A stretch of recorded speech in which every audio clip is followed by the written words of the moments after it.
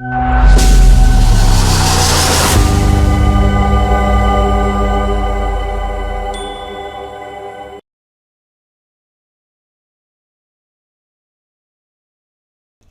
आप देख रहे हैं लोकमत राजस्थान। मैं हूं निशु शर्मा आपके साथ। 2025 आधा साल खत्म हो चुका है, आधा है बाकी, यानी 6 महीने ऑलरेडी हो चुके हैं कंप्लीट और अब बाकी हैं 6 महीने।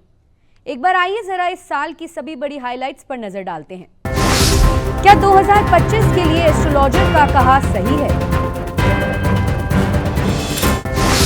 स्वामी योगेश्वर नंदा ने कहा था कि 2025 में होगा महायुद्ध। साल की शुरुआत में ही जनवरी 2025 में प्रयागराज के कुंभ में मौनी अमावस्या को जो भगदड़ हुई उसमें कई लोगों की जान चली गई। फिर अप्रैल में कश्मीर घाटी के पहलगाम में सैलानियों पर हमला हुआ। इस हमले में 26 लोग मारे गए, जिसमें एक स्थानीय युवक और 25 पर्यटक थे, जिसके पलटवार में भारत ने 7 मई की सुबह ऑपरेशन सिंदूर शुरू किया, जिसमें भारत ने लश्कर-ए-तैयबा, जैश-ए-मोहम्मद और हिजबुल मुजाहिदीन से जुड़े करीब 9 हाई वैल्यू आतंकी लॉन्च पैड के ठिकानों को नष्ट किया और इससे बड़ा भारत और पाकिस्तान के बीच तनाव। जून में अहमदाबाद में एयर इंडिया की फ्लाइट AI 171 क्रैश हो गई, जिसमें करीब 200 से ज्यादा लोगों की जान चली गई। फिर इजराइल ने ईरान पर बड़े पैमाने पर हवाई हमले किए, जिसके जवाब में ईरान ने भी हमला किया और ये युद्ध का सिलसिला जारी है।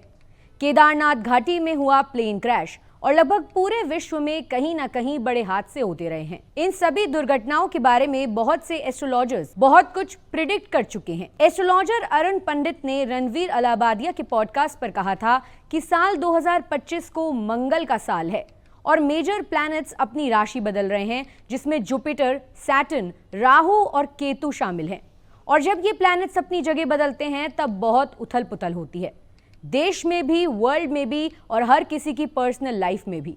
उन्होंने इस साल को वॉर और बैटल्स का साल बताया था और आर्मी और पुलिस का राइज भी होगा, उन्होंने ये भी इस पॉडकास्ट में कहा था। रणवीर अलाहाबादिया के ही दूसरे पॉडकास्ट पर स्वामी योगेश्वरानंद गिरी ने कहा था कि मई 2025 में 6 ग्रह ऐसा समीकरण बना रहे हैं जो बड़े बड़े युद्ध जैसे महाभारत और दूसरे बड़े युद्धों के वक्त हुआ था, और ये एक मैथमेटिकल प्रेडिक्शन है।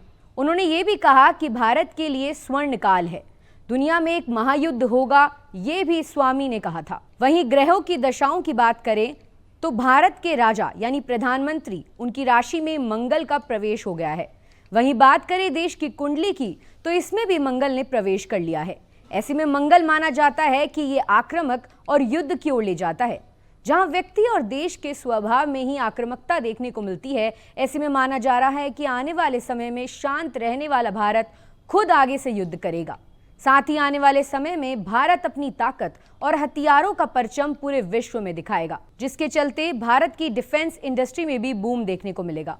जो ऑपरेशन सिंदूर अभी रुका हुआ है वो ज्योतिषियों के अनुसार सितंबर में वापस एक्टिव होगा और एक बार फिर से भारत और पाकिस्तान आमने सामने होंगे और इस बार शुरुआत भारत करेगा। तो क्या वाकई ग्रहों की दशा बदल रही है विश्व की फिजा? ये बन गया है एक बड़ा सवाल और अभी तो आधा साल और बाकी है। देखना है आगे क्या होता है। आप अपने विचार हमसे कमेंट्स में शेयर करें और देखते रहें लोकमत राजस्थान।